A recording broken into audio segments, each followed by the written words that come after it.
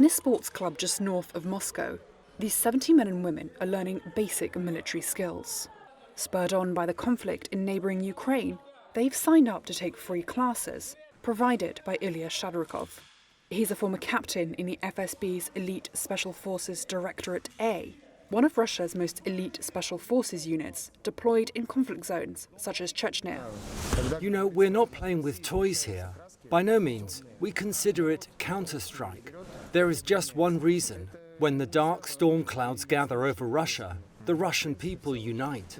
It's not that much linked to the current situation. I'm talking more generally. Such classes used to be taught in Soviet times to explain the basics. Here, we give them a bit more than the basics, perhaps to broaden their horizons. 6 people from my course have mobilized already, after 8 lessons. They were ready before, but the training spurred them on a bit, so as to say, because people who come here are of the same mindset. It's been 9 months since Russia invaded Ukraine in February of this year.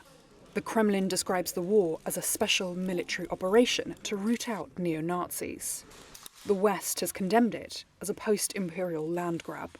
While there are questions about the accuracy of wartime polling, surveys show a clear majority of Russians support the war. 31-year-old Vladimir has just finished 45 minutes of Kalashnikov training. Here, as you can see, we are doing urban military training, which for us civilians who have not served in the army could be a very useful skill if, God forbid, we need to defend our city homes, or if we need to be sent to the front to defend our motherland. Vladimir may be resolute, but other young Russians, especially those in big cities, are less supportive of the war and sceptical of the narrative presented on state TV.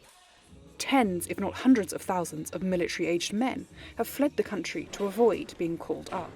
And some groups representing soldiers' mothers have been vocal in criticising the conflict and Putin. Back in the Patriotic Training Club, which was set up in 2011, like-minded men and women continue their combat and first aid training, like 30-year-old Ksenia. I'd rather not talk about politics. Everybody has their own opinion. I'm just interested in broadening my experience. And if it happens that my boyfriend is sent to the front line, I will go with him. Maybe they won't give me an automatic rifle, but I can go as a medical worker or as a volunteer.